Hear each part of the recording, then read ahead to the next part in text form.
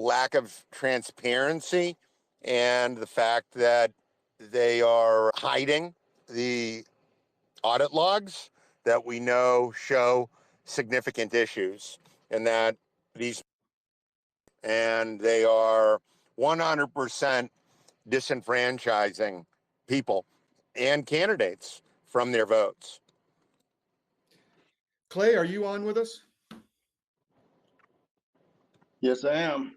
Although it seems to be glitchy because Chris was coming in and out there for a second. Yeah, I know. I don't know what's going on if we're being It's called here. FBI.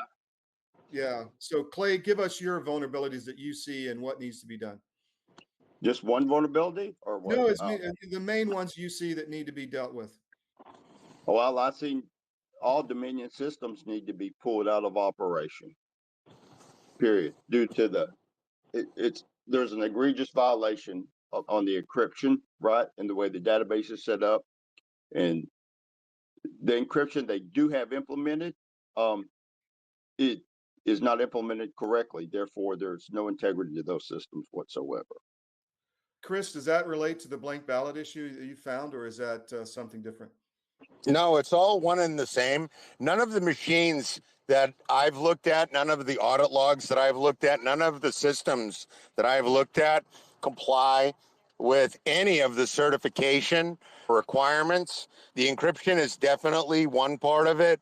Realistically, based on the error rates that we're seeing, we know that beyond any reasonable doubt, there's should be used. They all need to be pulled. Every single one of them. Dominion, ES&S, all of them are no good. David Cross, are you with us? So I was drafted for this. Wasn't really my intention, but based on my work in various states, I realized that standing, the wonderful technicality that all of these corrupt judges like to throw cases out for, that seems to be a key thing. And based on what I saw in Maryland and elsewhere. Now, David, are you there? Clay? Clay's here. So contracts based on violations of certain laws. And I am 100% convinced that as a supervisor of election, I can do that, based on the fact that it is a constitutional office and the fact that all of these contracts are 100% illegal. So we're going to seize the data, audit the data, and we're going to revoke all of these contracts. Clay, are you specifically focused on Georgia, or are you in other states? No, not by a long shot. Because I see Missy's on here in Kansas, and she ran for office basically for the same reason as Chris, to get to have standing with her case. And so there's a lot. I'm also, believe me, the end of this week, I'm heading it out to Wyoming. I've got stuff lined up with counties within Arizona as well. And I'm still finalizing some stuff with Texas. It is all over the that you have exposed. They're not letting stuff go, and I can't really talk too much about it, but it's forthcoming. Along with everything else, there's a lot of pressure on in Georgia. I will say that, and so that's the only part of the Republican Party, right, that's come forward to try to do anything with all the tons of evidence that we currently have. The rest of it is silence, or they're either talking stupid stuff about mail-in voting and voting early and all this other garbage, right? Yep. So in Florida, the head of the RPOF, he's a lobbyist for the machine industry. So Evan Powers, he works for a guy by the name of David Ramba, and they are lobbyists for Dominion and ES&S. So, we're seeing a lot of inaction here in Florida, but that's okay, because we're just going to expose it anyways, and we're gonna take our counties back here in Florida one at a time. We got a great slate of SOE candidates here in Florida, so I'm not standing here by myself, and we're going to create an untenable mess for these people to have to deal with. And at the end of the day, all of our elections really.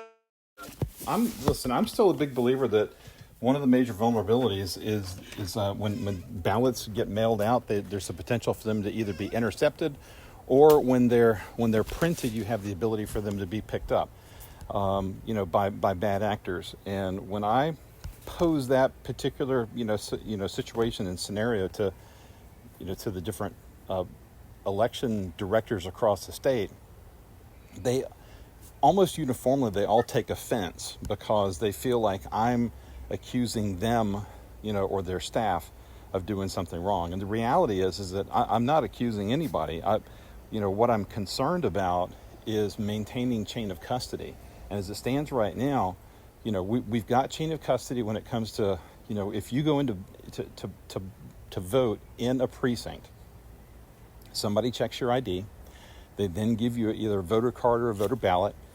They then watch you go over and fill it out, and then they watch you, put your ballot into the machine. And at no time are eyeballs off of your ballot. But when we mail them with a first-class stamp, there's no telling where they go. And I've gotten calls from at least 3 different U.S. Postal Service folks that have said, "Hey, I have to be anonymous because I'm coming up on retirement here pretty soon. I don't want to lose my pension and lose my job." But we know that that ballots are being misdirected, through the Postal Service and through the back office in the in our post offices. So I've still got a huge concern there.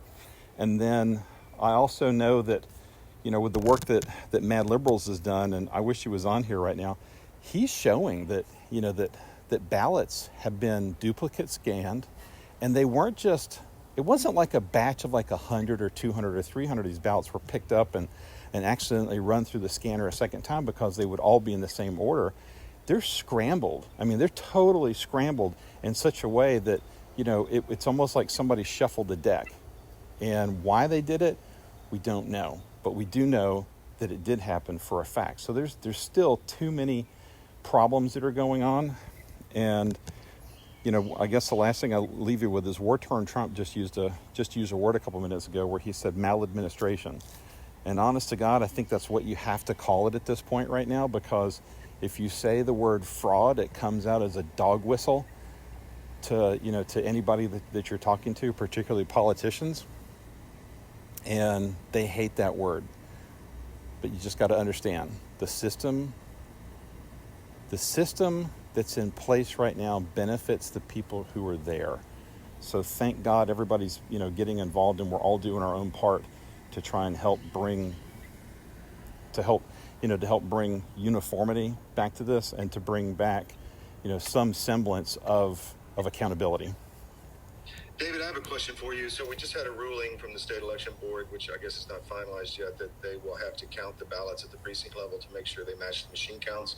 But as we discussed on the Georgia show, that doesn't really deal with the issue of what the ballot actually was marked for, and was it what the voter wanted. So what do you think the impact of that new rule will be in Georgia? Listen, I think it's going to be absolutely huge, because the work that we did before is that we found this thing called a QR code signature mismatch, otherwise known as the Williamson error. It's all over Georgia.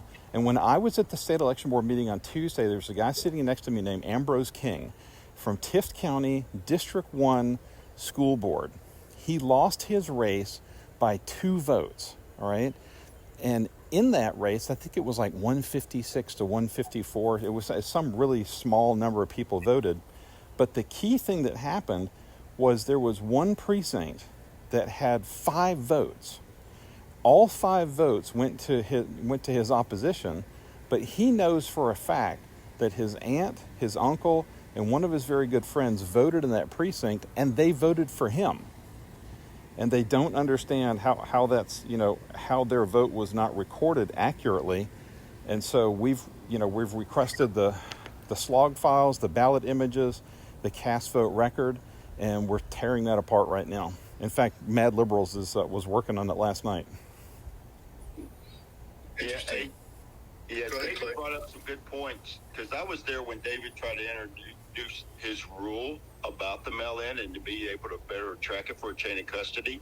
And I was just astonished at the pushback, right? Because that's the main issue with the mail-in voting, right? There is no chain of custody and it's lost. So, and to me, because remember, I started working with the voting system test labs back in 2008. So I had to get all familiar with the rules and the requirements and what HAVA was about, the Federal Election Commission. I go through all this stuff, and the things that resided is like everyone's ballot. Yes, there's privacy and secrecy supposed to be to it and all this garbage, right? But the main thing is they're supposed to be treated equally, right? You can't handle them differently. And that's the problem. Like, you know, and David alluded to it, hey, when you go and you vote at the precinct, eyes are on that ballot all the time, right? And your ID gets checked on that. This stuff doesn't happen with the mail-in ballot stuff. And they push back. And as far as the other point on that one rule, here's the thing, and it may seem irrelevant, no, we're not actually checking the ballot, but this is part of reconciliation. There should be a physical count of the ballots that are in the machine just to verify. Because here's what I'll tell you. I know the technology involved with these protective counters, and these protective counters there are two occasions where they could be reset and redone. And what I will tell you is beyond a shadow of a doubt, these voting system companies are resetting these counters via software, right? So you can't trust the integrity of the machines. So as part of the reconciliation and chain of custody and everything else, those ballots should be counted. So I was very happy when they passed that rule, right?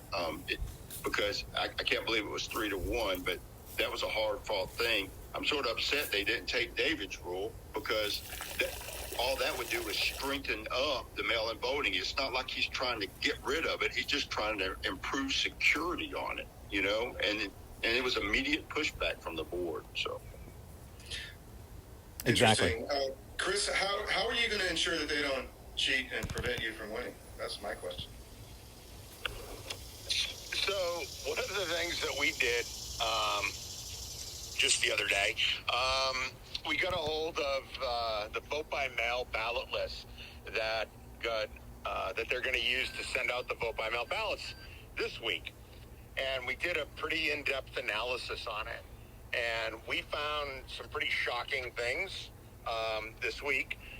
And yesterday we were out canvassing, and we saw quite a few people who said that they were notified that they were being sent out a vote-by-mail ballot, and they never requested it.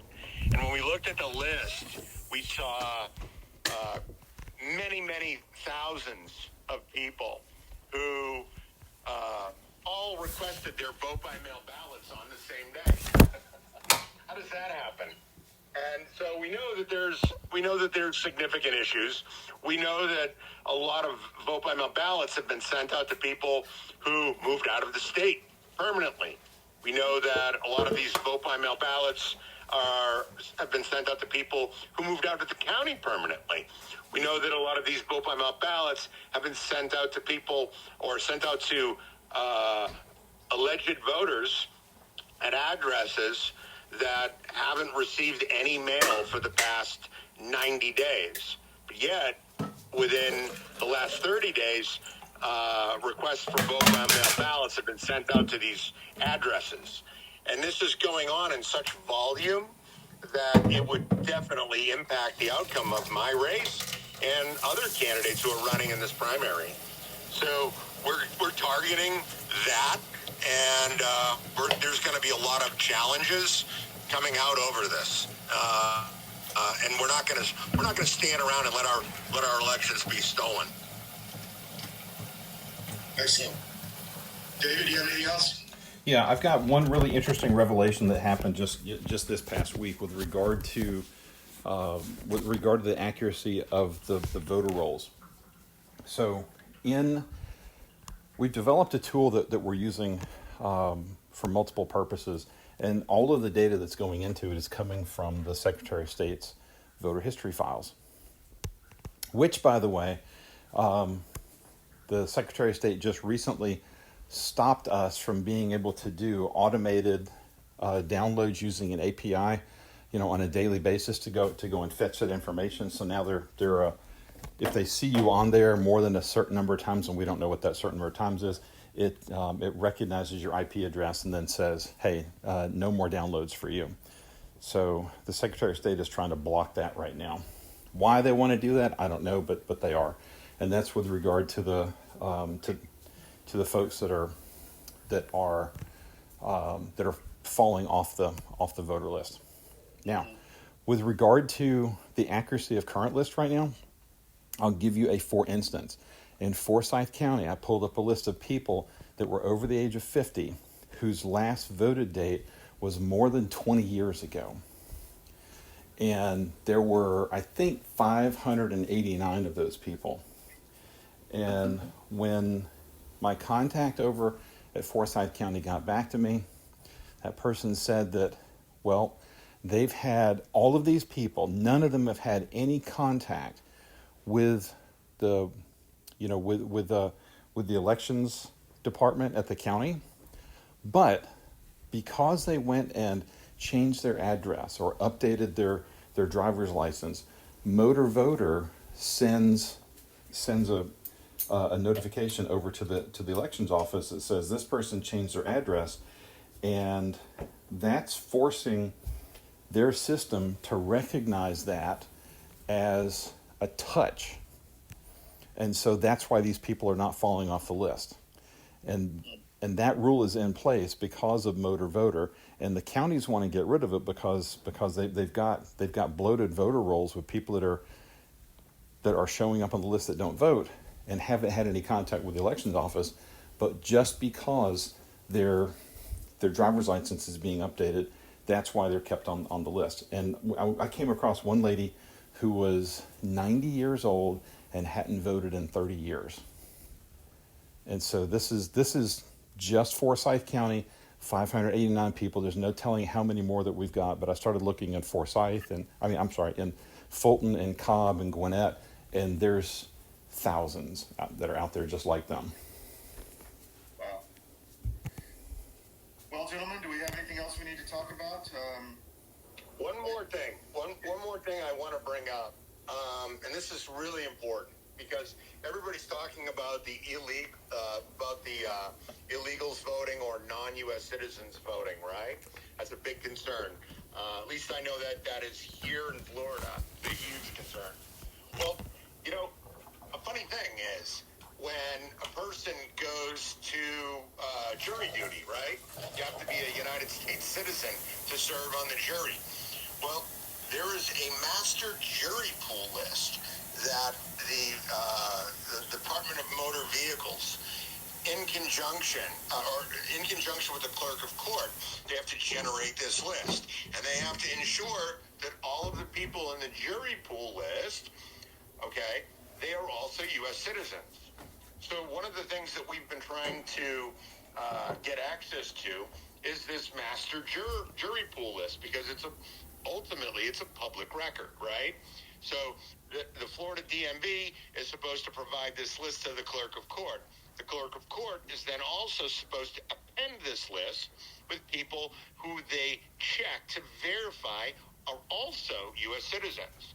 So one of the things that we've been trying to do here is get access to this final appended master juror pool list. And so where I'm at in Pinellas County, the crooked clerk of court here and participant in the election fraud RICO operation has been denying our public records request for that.